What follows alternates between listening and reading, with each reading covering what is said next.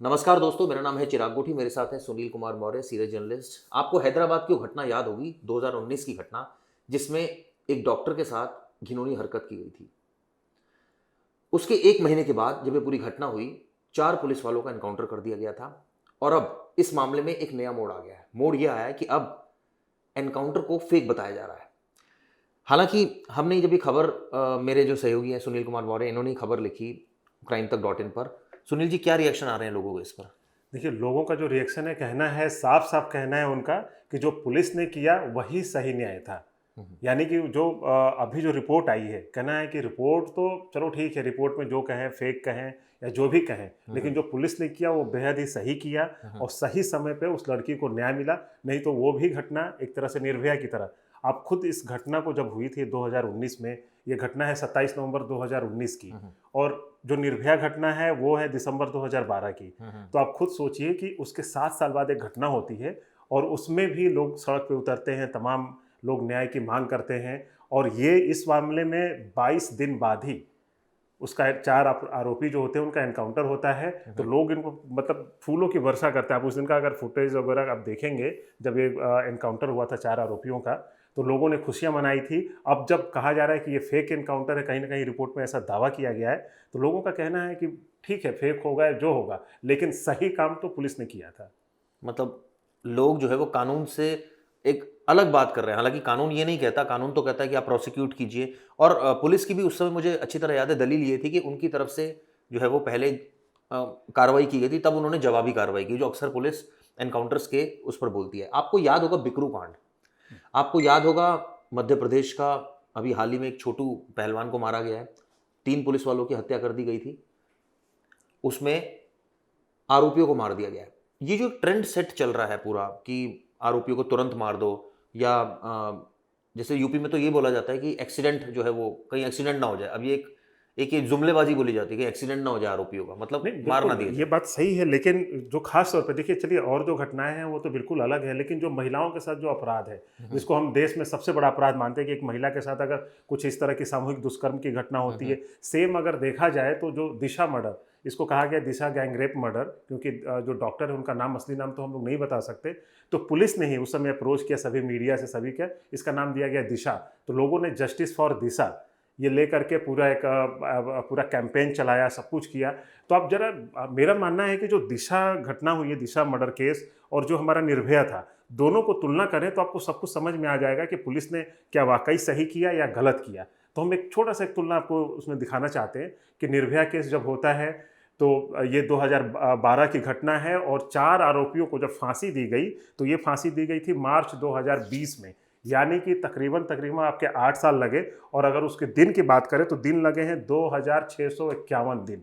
बताओ। आप सोचिए कि कितना बड़ा अंतराल है उनको फांसी देने में। उसमें भी अब देखिए कि जब ये केस होता है, जब इनको फांसी की सजा, इनको जब फास्ट ट्रैक कोर्ट सुनाता है, तो फिर ये केस जाता है सुप्रीम कोर्ट के पास, सुप्रीम कोर्ट के बाद अपने माननीय राष्ट्रपति के पास। वहाँ भी उनकी दया याचिका जब खारिज हो जाती है, तो फिर से सुप्रीम कोर्ट, तमाम कानूनी दाव पेच आते हैं। मुझे याद है रात तब तक दाव पेचे करते रहते। बिल्कुल, उसके बाद मतलब सोचिए कि इतने दिनों बाद लगता था कि अब तब फांसी हो जाएगी, तब फांसी हो जाएगी, लेकिन करते-करते 2651 दिन का एक लंबा वक़्त लगा। हम्म, तो उस घटना से आप समझिए, और इस घटना में क्या हुआ कि जब 27 नवंबर 2019 को ये घटना होती है, लोग सड़कों पे उतरते हैं, फिर से नारेबाजी करते हैं कि जल्दी से जल्दी न्याय मिले। उसके ठीक 22 दिन बाद आपको 6 दिसंबर 2019 को पुलिस जब इन चारों आरोपियों को मौके पर, मतलब जेल से ले करके जब उनको रिमांड पर ले आती है पुलिस, तो उनको ले जाती है मौके पर दिखाने के लिए कि हम क्राइम सीन को रीविजिट करें, देखें। उसी दौरान आरोपी भागने लगते हैं, जैसा उस समय पुलिस ने दावा किया।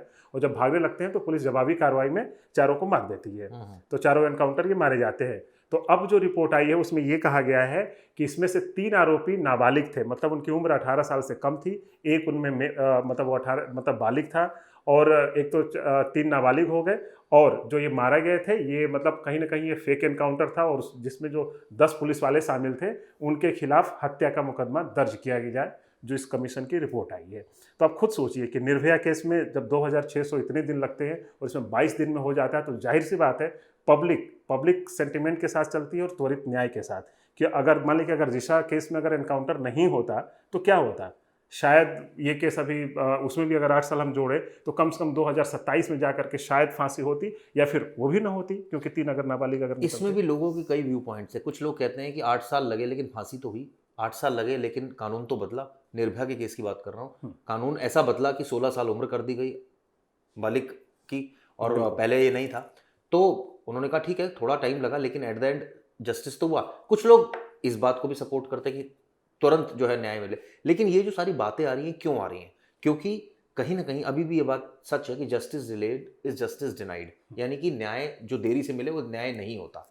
और ये भी अभी परिस्थिति ऐसी है कि हमने कई सारे ऐसे केसेस देखे हैं, जिसमें चाहे वो हैदराबाद का केस तो चलिए हो गया, बिकरू कांड, अब देखिए, निठारी निठारी का ही आप निठारी, आप देख लीजिए। देखिए निठारी निठारी कांड कांड सबसे बेस्ट एग्जांपल है। आप मतलब बताइए। निठारी कांड 2006 से चल रहा है, और अभी तक उसका जो सुरेंद्र कोहली है, जो नौकर जिसके ऊपर सारे मर्डर और ये सब लड़कियों के साथ गंदी हरकत, उनको मारना काटना, ये सब सारी चीज़ें जो है, तो उसमें सोचिए कि सुप्रीम कोर्ट तक ये तक तय हो गया था कि अगले दिन उसको फांसी की सज़ा दी जानी है, सुबह लटकाया जाना है फंदे पर। लेकिन रात में ही तुरंत एक वकील जाते हैं सुप्रीम कोर्ट में और फैसला जाता है कि क्योंकि इसको सज़ा देने में इतनी देर हो गई, इतनी देर हो गई कि कहीं ना कहीं ये मानवाधिकार का, उसके जो जीने का अधिकार है, उसका ये उल्लंघन है, और फांसी की सज़ा कैंसिल हो जाती है। इसमें मतलब एक फांसी एक और करना। आरोप इसमें लगाया गया था, कैंसिल अभी जहां तक है नहीं हुई है। इसमें जो एक आरोप ये लगाया गया है कि अभी कई सारे और केसेस भी पेंडिंग है, जब तक सारे केसेस ना इनके डिसाइड हो जाएं तब तक फांसी देना ये बेईमानी होगा, क्योंकि उस केस में क्या रहा ये कैसे पता चलेगा? हाँ, लेकिन किसी भी एक केस में अगर मैक्सिमम सजा जो है वो दिया जा सकता है, ऐसी बात नहीं है। उसमें 17 से 19 केसेस चल रहे हैं, अगर 2 केस में भी फांसी की सजा हो गई है और लंबा चल रहा है तो दिया जा सकता है। खैर, ये कानूनी पर्चन, हम लोग कानूनी पर्चन में हम लोग भी नहीं पढ़ेंगे, ये क्या टेक्निकल क्या सही है उस पर हम नहीं जाते हैं। लेकिन हाँ, लोगों का जो कहना है कि लोग सीधे सीधे कह रहे हैं कि नहीं, ये त्वरित न्याय है और ये हमारे लिए ज़्यादा ज़रूरी है। यहाँ पर एक बात और कहना चाहते हैं कि जो जब भी ये दिशा केस हुआ, ठीक है, तो उसमें कुछ बेसिक चीज़ें हैं जिस पे हम लोगों ने रिसर्च की, तो ये पता चलता है कि जो उसका एक मुख्य आरोपी था, जिसका नाम जो उसमें एक मेन आलू था, मोहम्मद अली, जिसको मोहम्मद आरिफ के नाम से जाता था, वो ट्रक ड्राइवर था।